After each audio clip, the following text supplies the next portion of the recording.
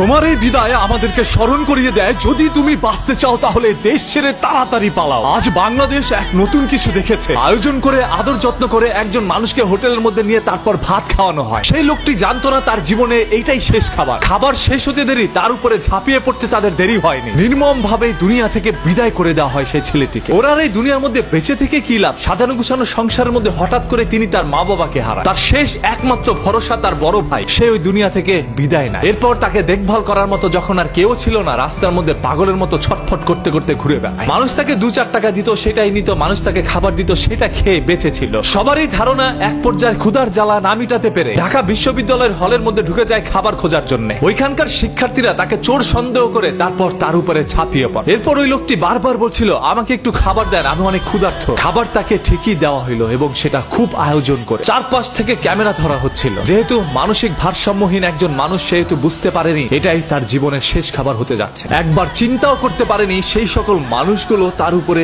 এইভাবে ঝাঁপিয়ে পড়তে পারে। বাংলাদেশের ইতিহাসে হয়তোবা এরকম কোনো মহর্ষ ঘটনা আগে কখনো ঘটেনি। আজকের এই ঘটনাটি আমাদের সবাইকে চিন্তায় ফেলে দিয়েছে। আসলে যদি আমরা বাঁচতে চাই তাহলে দেশ ছেড়ে আমাদের পালাতে হবে। এই দেশ আমার না, এই দেশের জন্মভূমি আমার না, এই দেশের মাটি আমার না, এই দেশের মানুষজন আমার না, এই দেশের কেউ আমার না। একটা সময় আমি আমার নিজেরও থাকবো না, আর তখন তাদের খেলনার পুতুলে পরিণত হব। এই ছেলেটির নাম হচ্ছে তোফাজ্জল। বরগুনার পাথরঘাটা এলাকায় তার জন্মগ্রহণ। তিনি একজন মেধাবী শিক্ষার্থী হিসাবে পাথরঘাটার একটি কলেজের মধ্যে ভর্তি হয়। এরপরই তার পরিবারের মা বাবা ভাই বোন সবাইকে হারানোর পরে পাগল হয়ে রাস্তার মধ্যে ছুটে বেড়ায়। এমন তো অবস্থায় ঘুরতে ঘুরতে তিনি ঢাকা শহরে চলে আসে, আর এটাই তার জীবনের শেষ সিদ্ধান্ত ছিল। আজকে ওকে যে আপনারা হসপিটালের মর্গের মধ্যে ফেলে রেখেছেন, ওকে নিতে কে আসবে? ওর তো পরিবারের কেউ নাই। যার এই দুনিয়ায় কেউ নাই, তার বেঁচে থেকেই বা কি লাভ? হ্যাঁ, আপনারা অনেক ভালো কাজ করেছেন ভাই, ওকে দুনিয়া থেকে বিদায় করে দিয়েছে। আজ ওর পরিবারের কেউ নাই, ও একা হয়ে গিয়েছে। আজকে ওর দাফনটাও হয়তোবা একাকিত্বর মাঝখান দিয়ে যাবে। তবে হ্যাঁ, আজকে তার পরকালে সবার সাথে দেখা হচ্ছে। ওর জন্য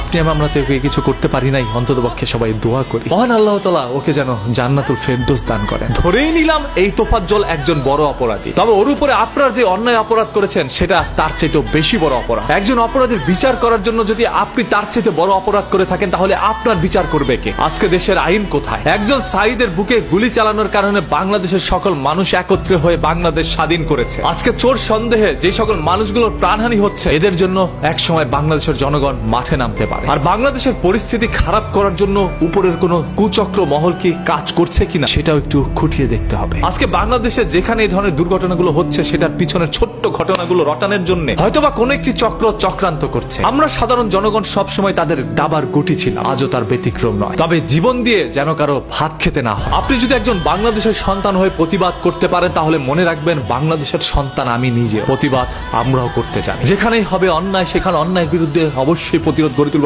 We are protesters, so save Green, save Bangladesh with me every time anywhere. ধর্ম নিয়ে কেউ যদি বাজে কথা বলে, তাহলে তাকে সুযোগ দিতে হবে, কারণ ধর্মবর্ণ নির্বিশেষে আমরা সবাই মানুষ, আর মানুষের চাই সর্বদা মানুষের পাশে দাঁড়াতে। এটাই তো আমাদের একটি নীতি হতে পারে। আজ কেন এই দেশ এরকম হয়ে যাচ্ছে? যে যা পারছে তাই করছে। দেশের মানুষের কি মানবিকতা হারিয়ে ফেলেছে?